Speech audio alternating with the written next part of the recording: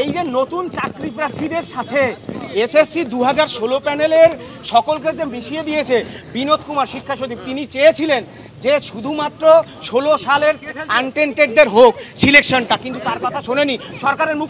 আজকে নতুন এবং পুরনো ওই কথার উত্তর বলছি, নতুন চাকরি প্রার্থীদের সাথে পুরনো চাকরি প্রার্থী, এই যে এরা পরীক্ষায় বসতে পারেনি, নতুন চাকরি প্রার্থীদের সাথে পুরনো চাকরি প্রার্থীদের 16 সালের বসিয়ে দিয়ে 2026 সালে ভোটের আগে ভোট বৈতরণী পার হওয়ার এটা একটা প্রচেষ্টা মাত্র।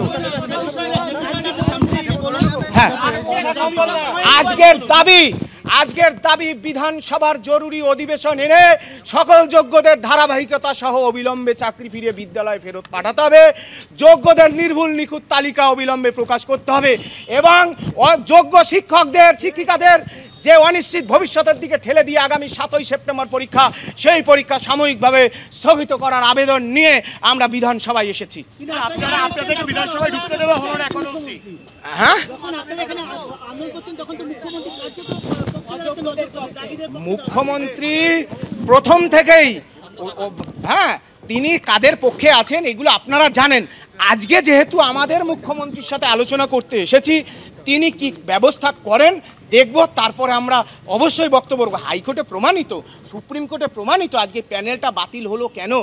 এই যে 1806 জন যা অযোগ্যদের পাওয়া গেল, এই চাকরিগুলো বিক্রি করেছে কারা, এদেরকে কেন জিজ্ঞাসাবাদ করা হচ্ছে না, এদের থেকে কেন বেতন ফেরত নেওয়া হচ্ছে না, যোগ্য ওয়েটিংদের কেন তাদের চাকরিতে জন্য চিন্তা করা হচ্ছে না, কেন যোগ্যদের যোগ্য হওয়া সত্ত্বেও কেন তাদেরকে পরীক্ষায় বসানো হচ্ছে। আপনাদের কি মনে হচ্ছে আজকে আপনারা কোনো একটা সদুত্তর পাবেন? আমরা সদুত্তর পাবো বলেই মাননীয় মুখ্যমন্ত্রীকে আমরা চিঠিতে বারবার ছত্রে ছত্রে উল্লেখ করেছি, আমাদের সন্তান স্নেহে ডেকে নিন। মাননীয় মুখ্যমন্ত্রী মহোদয় এবং বিধানসভার মাননীয় স্পিকার, এই দুজনের সাথে আমাদের বৈঠক হবে। আমরা তাদেরকে বলেছি যে বিধানসভায় মাননীয় মুখ্যমন্ত্রীর উপস্থিতিতে স্পিকার মহোদয় এবং চাকরিহারাদের 6 প্রতিনিধি থাকবেন। যদি সরকার রাজ্যের বিরোধী দলনেতা যিনি আছেন তিনি থাকবেন, অন্যান্য চিফ হুইপ নির্মল ঘোষ তিনি থাকবেন, সরকার যাদেরকে মনে করবে তারা থাকবেন।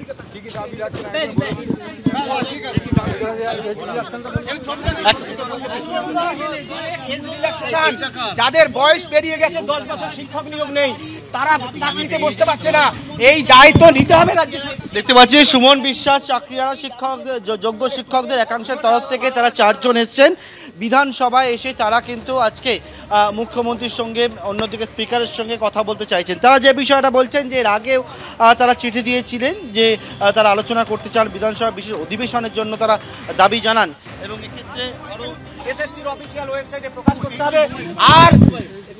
আর এই যে সামনের যে পরীক্ষা আমাদেরকে অনিশ্চিত ভবিষ্যতের দিকে ঠেলে দেওয়া হচ্ছে, সেই পরীক্ষা সাময়িকভাবে স্থগিত করতে হবে, সেই দাবিতে এসেছি। আমরা এখন বিধানসভা গেটের দিকে যাব।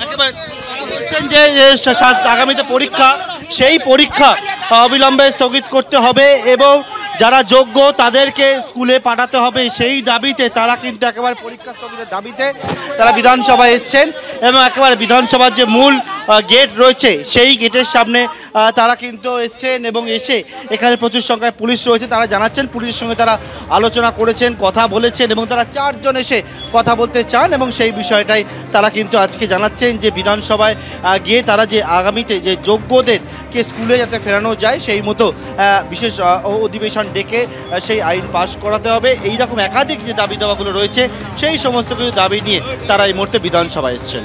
একেবারে বার্তা, তুমি আমাদের সঙ্গে থাকো। মুখ্যমন্ত্রীর সাক্ষাৎ প্রার্থী চাকরিহারা শিক্ষকদের একাংশ 4 জন এসেছেন, তারা ভেতরে ঢুকে তারা বৈঠক করতে চান, পরীক্ষায় তারা বসবেন না।